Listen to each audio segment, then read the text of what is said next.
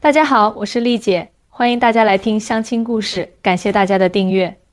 今天我要讲的故事有点特别，是一个上海名媛嫁给台湾小镇男孩的真实故事。这个故事让我感触很深，也让我对两岸婚恋文化有了更多思考。故事的女主角叫于小萱，是地道的上海姑娘，30岁，在上海外企做市场总监。家境优渥，父母都是大学教授，从小就在优质教育环境中长大。她气质优雅，谈吐不凡，是那种走在马路上都能让人回头的美女。作为上海名媛，小萱的生活可谓是精致到了极点。周末约闺蜜在外滩的高级餐厅喝下午茶，定期去日本、韩国、欧洲旅游，衣橱里的衣服大部分都是国际大牌。用她闺蜜的话说，小萱就是活在人生赢家剧本里的主角。而男主角林志豪是台湾嘉义的小镇男孩，32岁，在台北一家科技公司做工程师。他家境普通，父母都是传统的小镇居民，爸爸开了一家小五金店，妈妈是家庭主妇。志豪为人老实，性格温和，笑起来有2个小酒窝，特别阳光。按理说，这2个人的轨迹本不该有交集，但缘分这东西真的是妙不可言啊。2人是在一次上海的技术交流会上认识的。当时志豪被公司派到上海参加为期1周的技术培训，而小萱则是负责接待外宾的工作人员之一。第一次见到志豪，我就觉得这个男生特别与众不同。小萱跟我分享他的初见印象，他不像大陆的男生那么急功近利，也不像其他台湾男生那么拘谨，他身上有一种很纯粹的气质。说话慢条斯理，眼睛里都是真诚，而志豪对小萱的第一印象则是好高冷啊。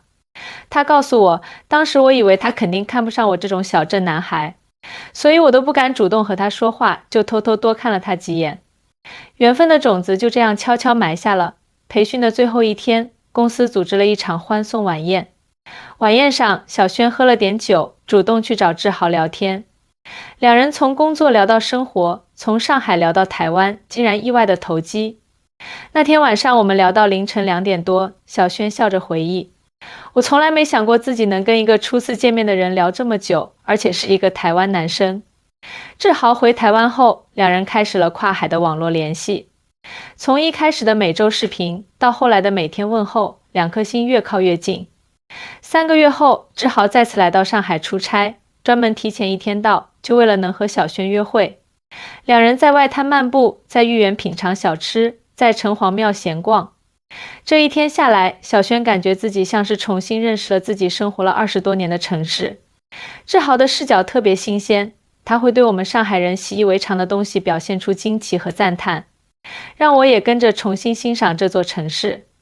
小萱说，而且他特别会照顾人，走路总是让我走内侧，看我穿高跟鞋走不动了，立刻建议我们坐公交车。这些小细节真的很打动人。就这样，跨越海峡的爱情开始了，2人开始了长达1年半的异地恋。这段异地恋并不容易，时差虽然只有1小时，但工作忙起来，连视频的时间都难找。加上机票也不便宜，2人平均2-3个月才能见一次面。最难熬的是想念的时候。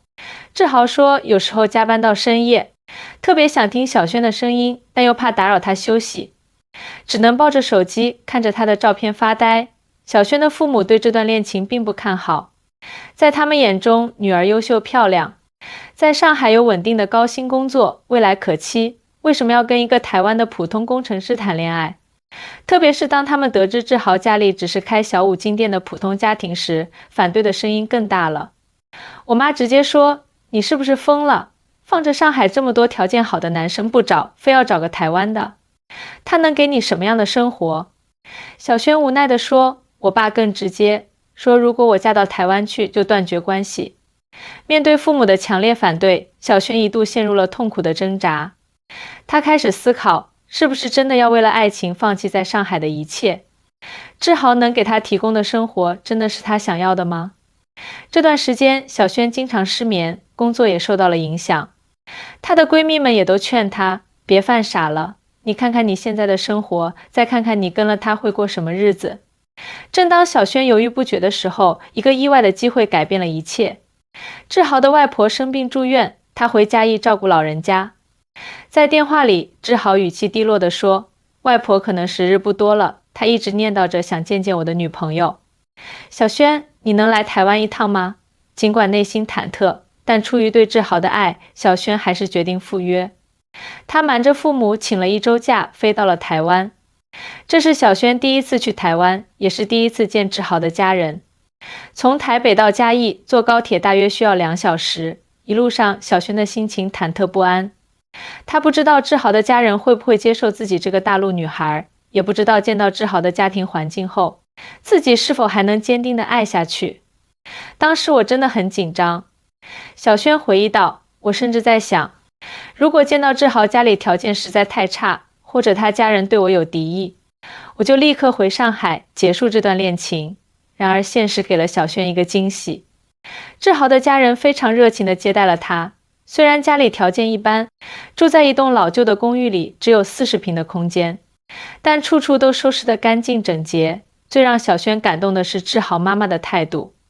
这位朴实的台湾妇女从知道儿子谈恋爱的那一刻起，就开始学习做上海菜。小轩到的那天晚上，饭桌上摆着几道有模有样的上海菜：红烧肉、松鼠桂鱼、蟹粉豆腐。虽然味道与正宗的上海味有差距，但满满的诚意让小轩感动不已。阿姨，您太客气了。小轩忍不住红了眼眶，这些菜做得真好，比我自己做的还好吃。志豪妈妈笑着说，不好意思啦，可能味道不太正宗。我们志豪说你是上海女孩，我就想着做些你家乡的菜，让你不要太想家。这顿饭吃的小轩心里暖暖的。饭后，志豪带他去医院看望了外婆。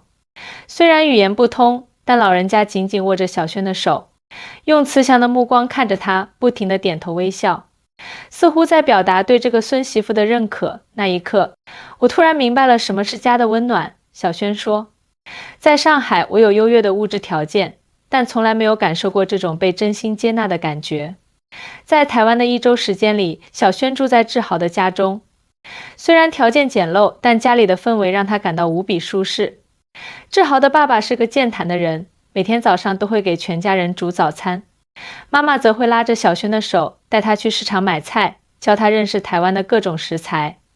有一天早上，我起得比较早，看到志豪爸爸正在阳台上给花浇水。小轩回忆道，他看到我，立刻热情地招呼我过去，给我看他种的兰花。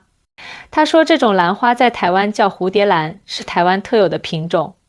他说话的神情特别自豪，就像在炫耀自己的宝贝一样。这些小细节让小轩看到了志豪成长的环境，也理解了为什么志豪会是这样一个温暖体贴的人。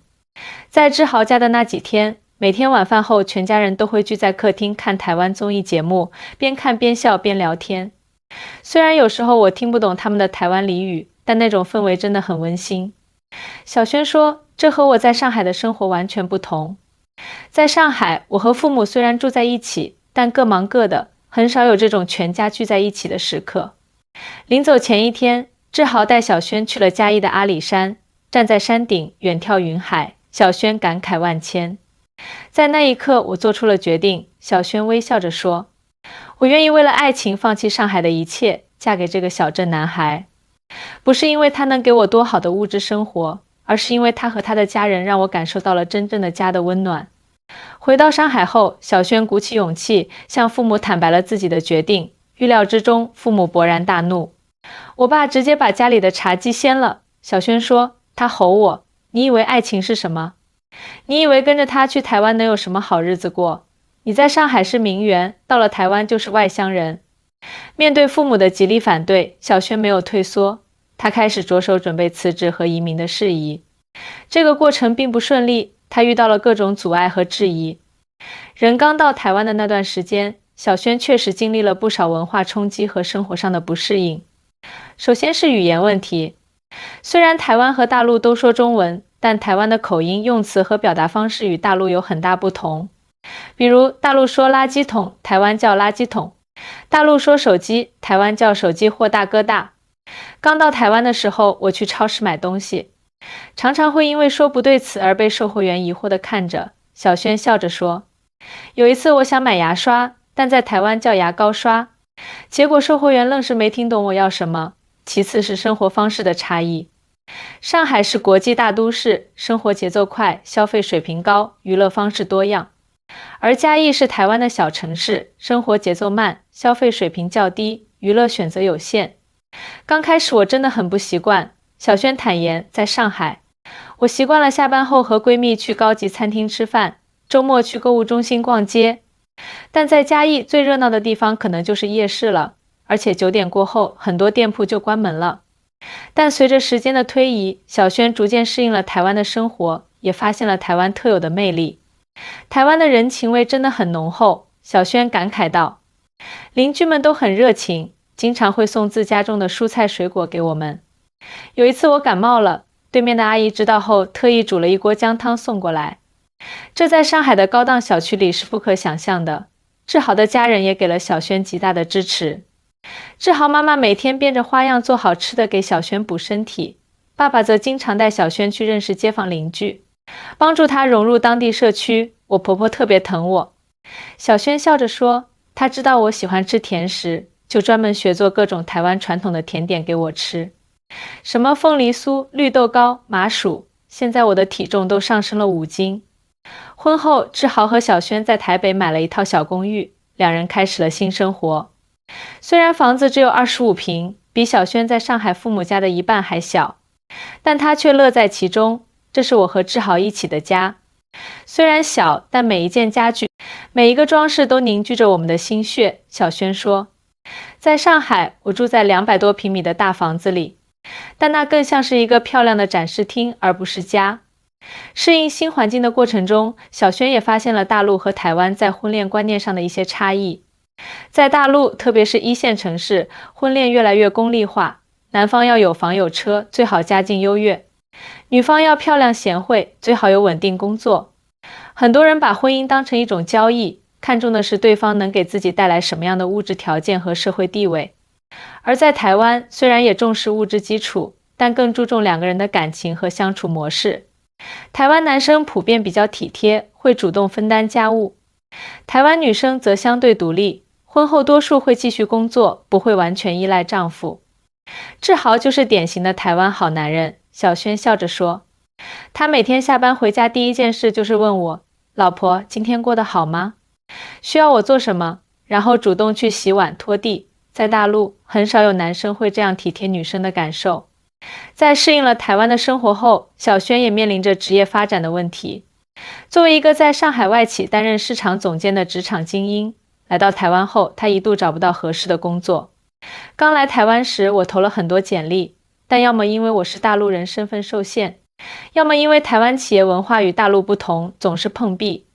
小轩坦言，有一段时间我真的很迷茫，甚至怀疑自己的决定是否正确。正当小轩陷入职业困境时，志豪给了他最大的支持。他不仅在精神上鼓励小轩，还利用自己的人脉帮他联系工作机会。志豪对我说，别着急，慢慢来，你那么优秀，一定能找到适合自己的位置。如果实在不行，你可以考虑创业，我全力支持你。小轩感动地说，这种无条件的支持是我在上海从来没有体会过的。功夫不负有心人，半年后，小轩终于通过一位台湾朋友的介绍，在台北一家中小型贸易公司找到了工作。虽然职位比在上海时低了不少，薪水也减少了将近一半，但小轩却异常珍惜这个机会。这份工作让我重新找回了自信，小轩说。而且台湾公司的工作氛围确实比大陆更轻松，同事之间的关系也更加真诚友善。在上海，同事之间常常是竞争关系，而在台湾，大家更愿意互相帮助。工作稳定后，小轩和志豪的生活也逐渐步入正轨。两人周末会去台北近郊的温泉小镇泡温泉，或者去野柳、九份这些著名景点游玩。闲暇时，两人还会骑共享单车游览台北城，感受这座城市独特的人文气息。台北的生活节奏比上海慢多了，这里的人似乎不那么追求物质，更注重生活品质。小轩感慨道，我现在明白了，幸福不是拥有更多，而是珍惜所有。婚后第2年，小轩怀孕了，这个好消息让两家人都很兴奋。志豪的父母更是二话不说，从嘉义搬到台北，就为了照顾准妈妈。我公公婆婆真的太好了，小轩感动地说。公公每天早上会去市场买最新鲜的水果和菜给我吃，婆婆则变着花样给我煮各种营养汤。他们把照顾我当成了最重要的事情。看到小轩怀孕，她在上海的父母也渐渐软化了态度。他们决定放下成见，来台湾看望女儿。我爸妈第一次来台湾时，我特别紧张。小轩说，我怕他们看不惯台湾的生活条件，也怕他们和志豪的父母相处不好。然而小轩的担忧很快就烟消云散了。他的父母来到台湾后，被这里的人情味深深打动。志豪的父母更是热情地接待了这对上海亲家，两家人竟然意外地投缘。最让我感动的是，我爸到台湾的第二天，就和志豪爸爸称兄道弟了。小轩笑着说，两个老爷子一起去钓鱼，一起喝酒聊天，仿佛认识了几十年的老朋友。我妈也和婆婆一起研究食谱，学做台湾小吃。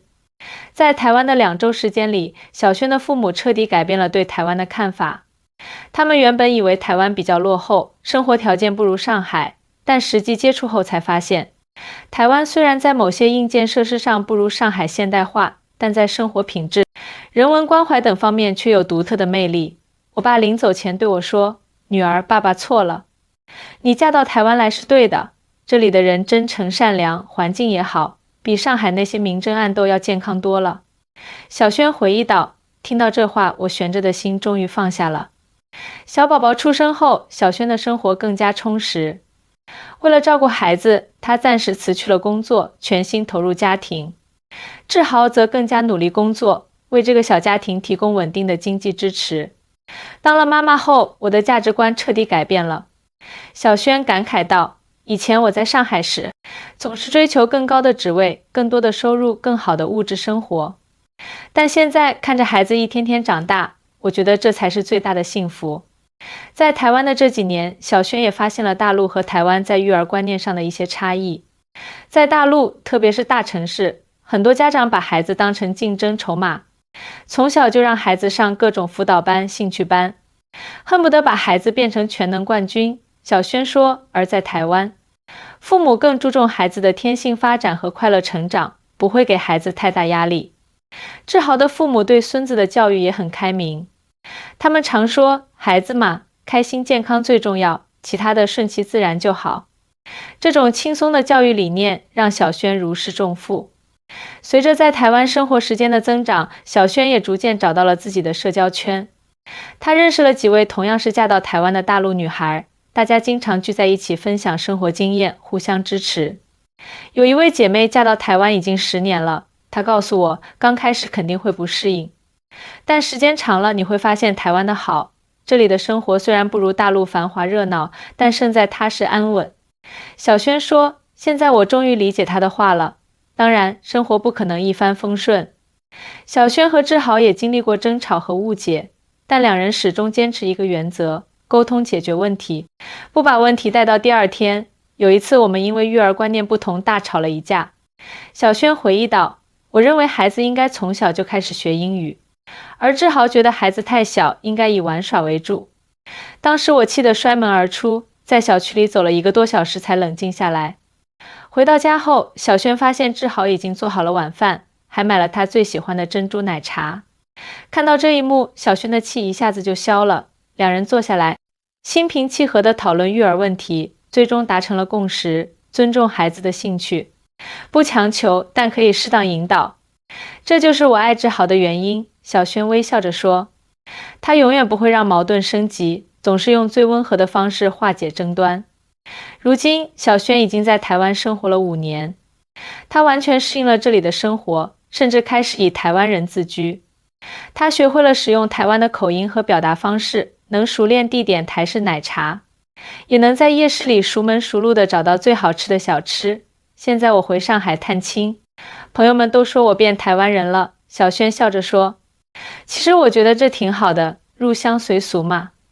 而且台湾人的生活态度确实值得学习，他们懂得享受生活，不会给自己太大压力。在台湾的这些年，小轩也见证了不少大陆女孩嫁到台湾的故事，有成功的，也有失败的。有个朋友嫁到台湾1年就离婚了。小轩说，她一直无法适应台湾的生活，总是抱怨这里不如上海繁华。物质条件不如大陆好，他一直生活在对比中，自然不会快乐。小轩认为，两岸婚姻能否成功，关键在于相互尊重和理解。大陆配偶需要尊重台湾的文化和生活方式，不要总是用大陆的标准去衡量台湾。台湾方面也需要理解大陆配偶的适应过程，给予足够的包容和支持。其实两岸的差异并没有表面看起来那么大，小轩说，我们都是炎黄子孙，都继承了中华文化的精髓，只是因为历史原因，在某些方面发展出了不同的特色。只要我们放下偏见，相互尊重，就能和谐相处。说到这里，小轩不禁感慨万千。很多大陆人对台湾的印象还停留在贫穷落后的刻板印象中，认为嫁到台湾就是下嫁。但实际上，台湾的生活品质和人文关怀在很多方面都领先大陆，特别是在家庭关系、环境保护、公民素质等方面，台湾确实有很多值得大陆学习的地方。如今，小轩和志豪的小家庭生活得很幸福，他们的孩子已经上幼儿园了，聪明活泼，深受两家老人的疼爱。小轩也重新开始了工作，不过这次他选择了自由职业，在家接一些翻译和文案工作，既能照顾家庭，又能保持经济独立。人生最重要的不是你住在多大的房子里，开什么样的车，而是和谁在一起，过着什么样的生活。小轩感慨道，我现在的生活虽然比不上在上海时那么光鲜亮丽，但我真的很满足，因为我拥有了真正的家和真正的爱。临近采访结束时，我问小轩，如果时光倒流，你还会做出同样的选择吗？小轩毫不犹豫地回答，当然会，嫁给志豪是我这辈子做过的最正确的决定。在台湾，我找到了真正的自己，也明白了什么是真正的幸福。